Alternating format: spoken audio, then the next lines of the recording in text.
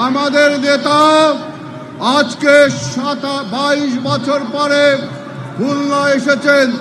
জনসভাকে আমি বলবো, আপনারা ধৈর্য ধরে শান্ত হয়ে আমাদের নেতার বক্তৃতা শুনবেন।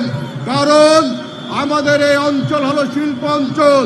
আমরা এই অঞ্চলের শিল্প ঐতিহ্য যদি ফিরিয়ে আনতে চাই, আমাদের এই অঞ্চলকে যদি বাণিজ্যিক অঞ্চল পরিণত করতে চাই, আমি জনসমাবেশকে অনুরোধ করব, ধৈর্য ধরে আপনারা আমাদের নেতা তারেক রহমানের আগামী দিনের বাংলাদেশের প্রধানমন্ত্রী যিনি নির্বাচিত হবেন, জনগণ, সারা খুলনার জনগণ ইতিমধ্যে তাদের সিদ্ধান্ত নিয়ে ফেলেছে।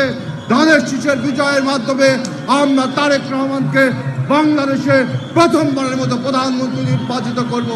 তাই এই সমাবেশ থেকে আমরা ঘোষণা করছি, আমাদের নেতা তিনি বলেছেন আমাদের এই খুলনার সমস্ত jute mill, star jute mill সহ সমস্ত জুট মিলগুলো খুলে দেওয়া হবে।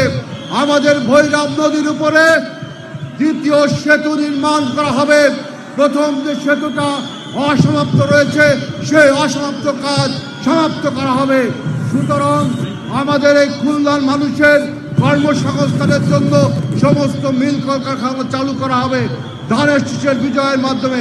আপনারা ধৈর্য ধরে বক্তৃতা শুনুন এবং আমরা আগামী দিনে এই খুলনার সাইকেছে ইনশাআল্লাহ ধানের শীষের বিজয়ের মাধ্যমে জাতীয়তাবাদী শক্তি আবারও রাষ্ট্র ক্ষমতায়, রাষ্ট্রীয় দায়িত্ব হবে।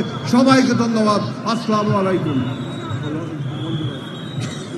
বক্তব্য রাখার জন্য অনুরোধ জানাচ্ছি খুলনা 2 আসন থেকে বিএনপি মনোনীত প্রার্থী, বিএনপি খুলনা মহানগর কমিটির সাবেক সভাপতি, সাবেক কেন্দ্রীয় সাংগঠনিক সম্পাদক